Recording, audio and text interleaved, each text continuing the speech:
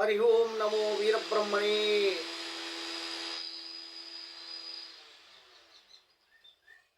ఈరోజు మీనరాశి వారి ఫలితాలు తెలుసుకుందాం. ఈ మీనం రాశి వాళ్ళు అనగా మీనరాశి అంటే చేప. ఈ రాశి వాళ్ళది జాతక స్వభావం, వాళ్ళ జాతకము, వాళ్ళ బలము, వాళ్ళ యోగము ఎట్లా ఉందో మరి ఈ మీనరాశి వాళ్ళ కోసమే ఈ వీడియో తీస్తున్నాము. మరి మీనరాశి వాళ్ళు ఈ వీడియోని లాస్ట్ వరకు చూసి మీకు నచ్చిందనుకోండి సబ్స్క్రైబ్ చేసుకొని లైక్ కొట్టి అందరికి షేర్ చేయాలని కోరుతున్నాము. మరియు మీనరాశి వాళ్ళ బలాబలాలు ఎట్లా ఉండవు ఈ సంవత్సరము అనగా 12 రాసుల్లోన 12వ రాశి, మొత్తం 12 రాసులు ఉంటే లాస్ట్ రాశి 12వ రాశి మీనరాశి, 12వ రాశి మీనరాశి. ఈ మీనం రాశి వాళ్ళది మన తెలుగు నూతన సంవత్సరం, తెలుగు వారికి నూతన సంవత్సరం ఉగాది పండగ రోజు నుండి మన మీనరాశి వాళ్ళకు వాళ్ళ యోగం ఎట్లా ఉంది చెప్తున్నాము. మరి మీరంతా దయచేసి గమనించగలని తెలియజేస్తున్నాము. మరి ఈ మీనరాశి వాళ్ళకు ఆదాయము 3 రూపాయలు, ఖర్చు 5 రూపాయలు. మరి మంచిదనే వాళ్ళు 32 మంది, చెడ్డదనే వాళ్ళు ఒక్కరే. మరి మీనరాశి వాళ్ళకు శత్రువులు ఎవరంటే ఒకరు ఉన్నారు. మరి మీనరాశి వాళ్ళని పొగిడే వాళ్ళు అంటే మీనం రాశి వాళ్ళని అందరూ అనుకూలంగా, మీనరాశి వాళ్లకు అనుకూలంగా ఉన్న వాళ్ళు 32 మంది మంచివాడప్ప, మీనరాశి వాళ్ళు మంచివాళ్ళు అని 32 మంది అంటే ఒక్కరు మాత్రమే చెడ్డదైన వాళ్ళు ఉన్నారు. ఆదాయం మాత్రము 3 రూపాయలు సంపాదిస్తే ఖర్చు 5 రూపాయలు పెడుతున్నారు. కాబట్టి మరి ఈ మీనరాశి వాళ్ళ జాతకం ఎట్లుందంటే, మరి శని భగవానుడు కుంభరాశి నుండి ఈ మీనరాశిలోకి ఎంటర్ అవుతున్నాడు. అంటే రేపు ఈ 2025 సంవత్సరం ఉగాది పండగ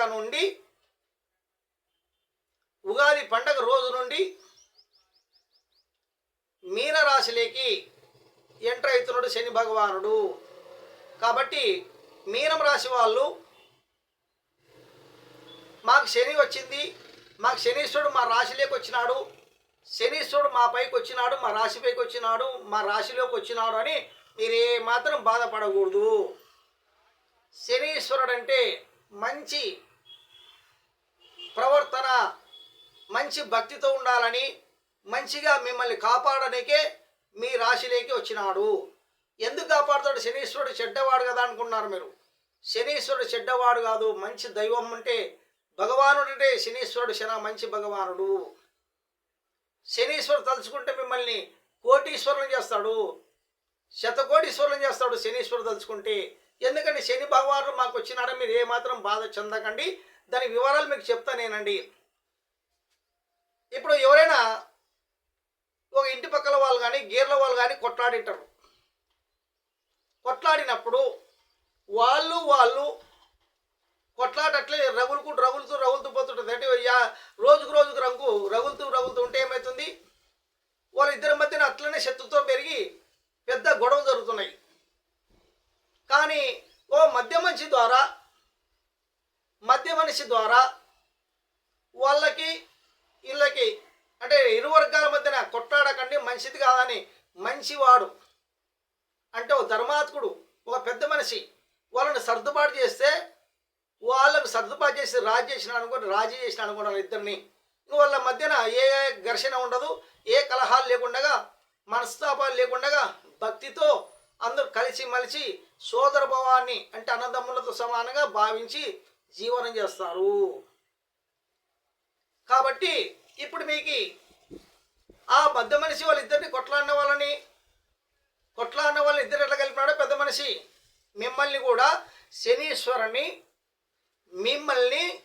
మీకు ఇద్దరికి శనీశ్వరునికి మీకు పరిచయం ఏర్పడాలంటే మాలాంటి వాళ్ళు పురోహితులు పంచాంగం చెప్పాలి. మీకు పంచాంగం ఏమని చెప్తున్నామంటే, ఇప్పుడు అవతల వ్యక్తి కొట్లాడినాడు, యువతల వ్యక్తి కొట్లాడి ఘర్షణ పడి ఎట్లే పెంచుకుంటున్నారు. మధ్య వ్యక్తి పోయి వాళ్ళని రాజీ చేసి న్యాయం చేసి ధర్మంగా మీరు ఎప్పుడు కొట్లాడకండి, మీ మధ్యన ఎప్పుడు రంకొద్దని వాళ్ళిద్దరు రాజీ చేసి వాళ్ళందరూ రెండు కుటుంబాలు బాబతున్నవి. మరి ఇప్పుడు కూడా మీకు శనీశ్వరుడు శని భగవానుడు ఈ మీనరాశి వాళ్ళకి ఎంటర్ అయినాడు. మీనరాశిలోకి ఎంటర్ అయినాడు అంటే మీనరాశి వాళ్ళు కొన్ని లక్షల మంది ఉంటారు.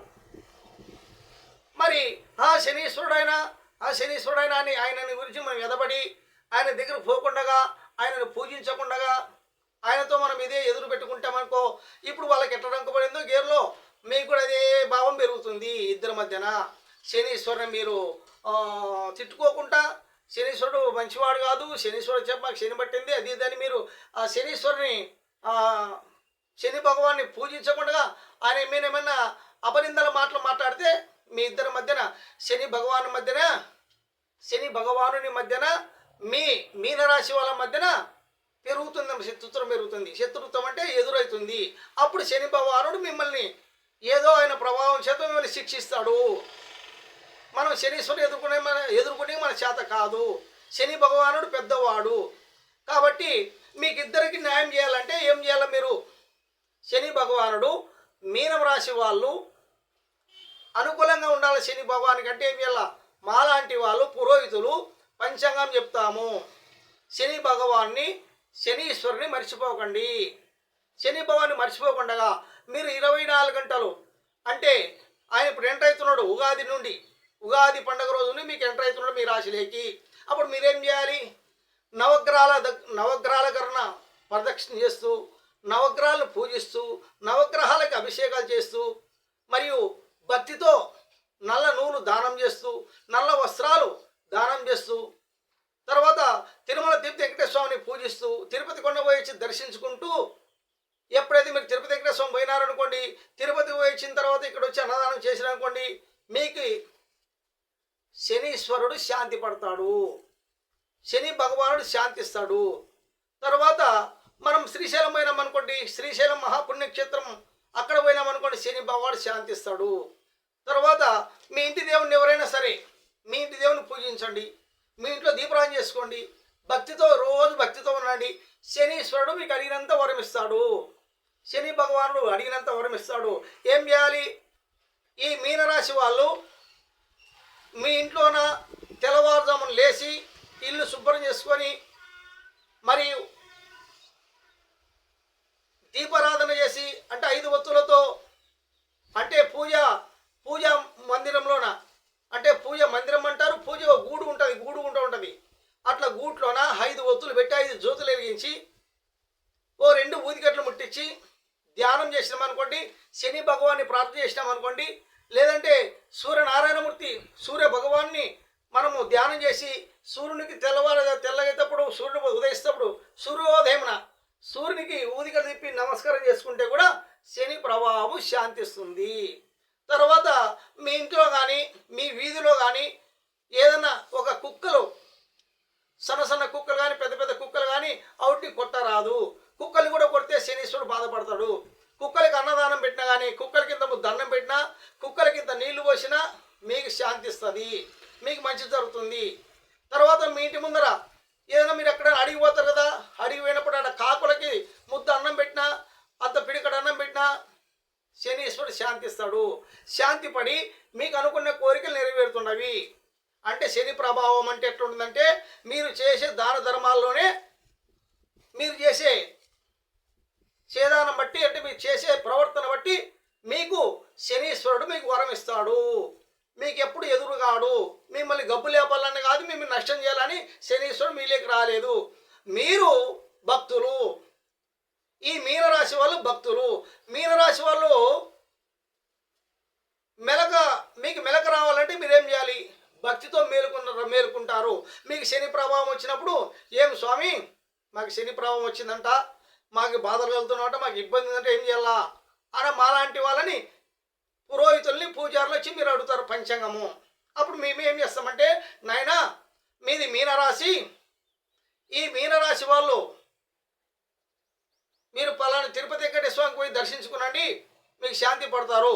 లేదంటే అన్నము కుక్కలకు దానం చేయండి, లేదంటే కాకలు కూడా దానం చేయండి, మీకు శాంతి ఇస్తారు. మీకు శని ప్రభావం మీకు తగ్గిపోయి మీకు అనుకున్నంత కోరికలు నెరవేరుతాయి, బ్రహ్మాండ యోగం వస్తుందని మేము చెప్తాము. తర్వాత శ్రీశైలం మహాపుణ్యక్షేత్రంపై శివనామ స్మరణ చేయండి.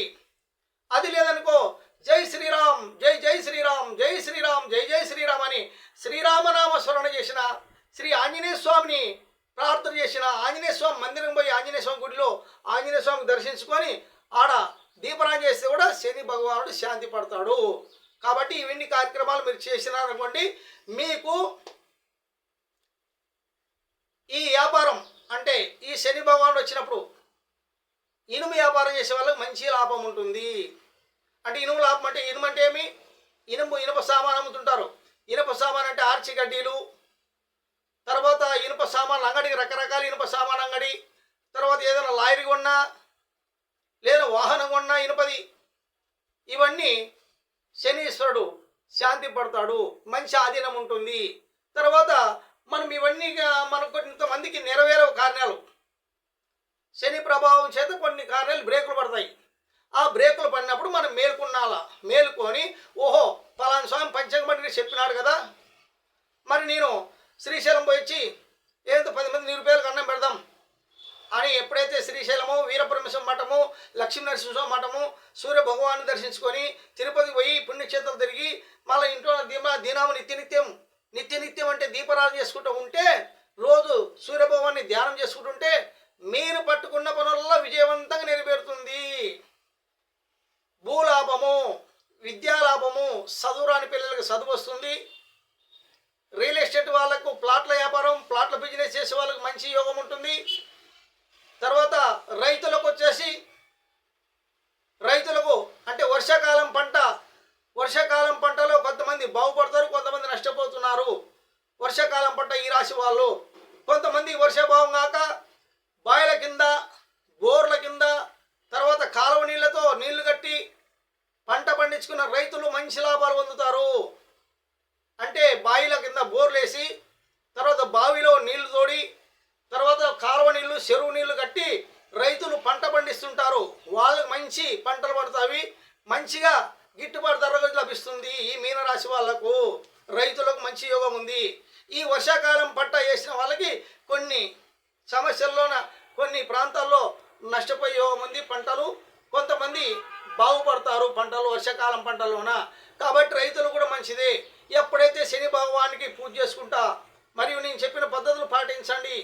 కుక్కలకు అన్నదానం పెట్టాలా, కుక్కలు కూడా అన్నం పెట్టాలా, తిట్టకూడదు. కాకలు కూడా అడవిలో పోయి కాకలు కూడా అన్నం పెట్టామనుకో, చెట్టు కింద కూర్చొని మరి శనీశ్వరుడు సంతోషపడతాడు. తర్వాత దేవదర్శనం చేసుకుంటే కూడా శనీశ్వరుడు సంతోషపడతాడు. మన ఇంట్లో దీపరాజన చేసినప్పుడు శనీశ్వరుడు సంతోషపడతాడు. శని భగవాన్ పేరు మీద నూనె దానం చేయండి, నల్ల నూనె దానం చేసి, నల్ల వస్త్రాలు దానం చేసి అయ్యప్ప స్వామి కొండపోతే కూడా మీకు మంచి జరుగుతుంది. అయ్యప్ప మాలేసినా మంచి జరుగుతుంది. శని ప్రభావం ఉన్నప్పుడు, శని ప్రభావము ఉన్నవాళ్ళు, శని ఈశ్వరుడు వచ్చినప్పుడు అయ్యప్ప మాల వేస్తే కూడా మంచిదే. కాబట్టి అన్నదానం చేయండి, మంచిదే. తర్వాత నిరుపేదలకు నీళ్లు దానం చేస్తే మంచిదే. కాబట్టి ఈ మీనరాశి వాళ్ళు మరి మంచి ఫలితాలు పొందాలని నేను చెప్పిన పద్ధతులు పాటించండి. మీకు అన్ని కార్యాలు విజయవంతంగా నెరవేరుతుంది, బ్రహ్మాండంగా ఉంటుందని తెలియజేస్తున్నాము. మరియు సర్వేజన సుఖినోభవంతు, లోక సమస్త సుఖినోభవంతు. హరి ఓం శాంతి శాంతి.